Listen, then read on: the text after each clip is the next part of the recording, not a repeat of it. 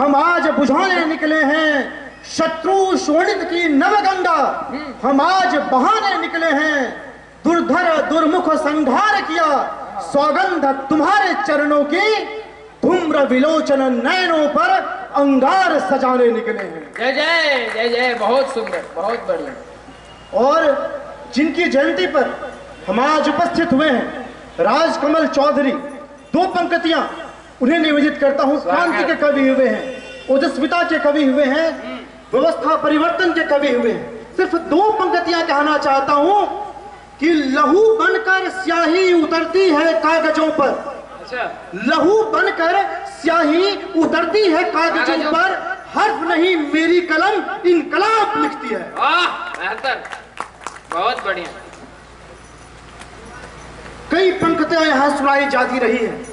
हम आप बैठकर बहुत अमन से, बहुत चैन से पूरे कार्यक्रम का आनंद लेते जा रहे हैं, लेकिन दो ऐसे बड़ी ताकतें होती हैं जो हमें इसके लिए तैयार करती है। एक होता है हमारा पुलिस फोर्स और दूसरा होता हमारे सरहद की पहरेदारी करने वाले सैनिक। हम यहाँ चैन से इसलिए बैठ पा रहे हैं क्योंकि कुछ पागल लोग हैं जो सियाचिन ग्लेशियर की हड्डियां गला देने वाली ठंडी से लेकर के उस थार रेगिस्तान की झुलसा देने वाली गर्मी तक हमारे आपकी रक्षा के लिए हाथ में 15 किलो का बंदूक, पीठ पर 25 किलो का बोझा लिए दिन रात पहरेदारी करते हैं। लेकिन सोचिए, अपने प्राण की आहुति देकर जब वह किसी आतंकवादी को पकड़ते हैं, जब उसको छुड़ाने के लिए हमारे देश के बुद्धिजीवी अवार्ड लौटाना शुरू कर देते हैं, सुप्रीम कोर्ट पहुंच जाते हैं, तो उस आक्रोश को, उस व्यथा को मैंने पंक्तियों में पिरोया है। आप याद कीजिए शहीद तुकाराम को, जिसके सीने पर अजमल कसाब की AK-47 की गोलियां चलती रही, लेकिन उसके कदम नहीं हिले। उसने कॉलर पकड़कर घसीट कर उस कसाब को बाहर निकाला, वरना यहाँ भगवातकवाद के नेत चोरी लिखे जा चुके थे। बहुत बढ़िया, बहुत। मैं कहता हूं कि 47 की कितनी गोली हंसकर सीने पर खाए, 47 की कितनी गोली हंसकर सीने पर खाए। और अगली पंक्ति से उनकी मैं तुलना करता हूं भारतीय इतिहास के महान नाम से। अगर समर्थन मिले तो आपकी तालियों का उत्साह चाहूंगा कि 47 की कितनी गोली हंसकर सीने पर खाए और अंगद साजो पांव जमा, अंगद साजो पांव जमा, फिर कदम नहीं हिलने पाए। 47 की कितनी गोली हंसकर सीने पर खाए, अंगद साजो पांव जमा, फिर कदम नहीं हिलने पाए। अरे ऐसे आतंकी को देखो खूब समर्थन मिला यहां। और कैसे लोग हैं, कहलाते बुद्धिजीवी, अब बुद्धि का तर्पण किया यहां।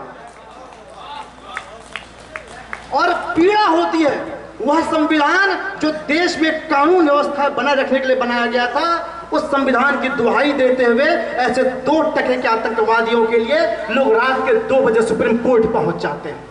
मैं लिखता हूं कि संविधान का गौरव देखो क्षण में चकनाचूर हुआ, राष्ट्र धर्म की परिभाषा से मानो कोसों दूर हुआ। और राष्ट्र धर्म के इस घटना को कैसा मैं अपकार लिखूं, और मैं कुछ नहीं लिख पाता। मैं कहता हूं प्रेम लिखूं, श्रृंगार लिखूं, या शब्दों का अंगार लिखूं। वाह, बेहतर, बहुत बढ़िया। और अनामिका बहन ने सैनिकों के ऊपर पंक्तियां सुनाई। मेरी कुछ पंक्तियां सैनिकों के ऊपर हैं। जब उसका शव आता है, एक सैनिक कभी मरने से नहीं डरता, एक सैनिक कभी मरने से डरता नहीं है। वह मौत की आंखों में आंखें डालकर बात करता है। लेकिन एक सैनिक को इस बात की पीड़ा जरूर होती है जब वह किसी ब्लास्ट में शहीद हो जाए। एक सैनिक मरने से डरता, लेकिन वह चाहता जरूर है कि वह अंतिम समय में सीने पर गोलियां खाते हुए भी दुश्मन की आंखों में आंखें डालकर एक के बदले 10 जान लेकर शहीद हो। लेकिन सोचिए क्या गुजरता है जब ऐसे सैनिकों का पूरा बेड़ा किसी आईडी ब्लास्ट में शहीद हो जाता है। मैं लिखता हूं कि भुजबल भुजबल बिखरा सड़कों पर न्योछावर कितने प्राण हुए, जाने कितने वीर सिपाही बस ऐसे कुर्बान हुए, एक कटोरे में शब था। कहते हुए व्यथा होती है मुझे, और एक मां ललकारते हुए कहती है कि मेरे बेटे की हाइट 1 इंच कम होती है तो आप उसे सेना में नहीं लेते, मैं उसका कटा फटा एक कटोरे मारा शव कैसे स्वीकार कर दूं। उस माँ की वेदना आप तक पहुंचे तो तालियां चाहूंगा कि भुजबल बिखरा सड़कों पर न्योछावर कितने प्राण हुए, जाने कितने वीर सिपाही बस ऐसे कुर्बान हुए। एक कटोरे में शव था जिस पर की जिम्मेदारी थी, भाई बेटा बाप सखा सरहद की पहरेदारी थी। पथराई बूढ़ी आंखें जो ना जागे और ना सोए, भारत माँ कैसे आंचल से दाग लहू की अब धोए। नन्ही बिटिया की कैसे मैं शौर्य भरी ललकार लिखूं। जब एक सैनिक सीमा पर शहीद होता है तो एक व्यक्ति शहीद नहीं होता, एक बेटे के सर से उसके बाप का साया उठ जाता है, एक माँ की कोख सूनी हो जाती है, एक बाप के बुढ़ापे का सहारा उजड़ जाता है, पूरे परिवार की रोजी रोटी उजड़ जाती है।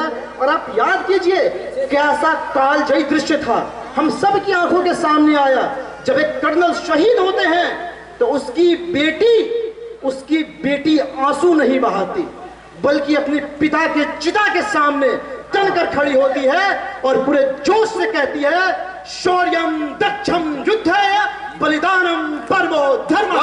बेहतर, बहुत बढ़िया। दोनों हाथ उठा के बजाइए ताली। इतने अच्छे कवि आपके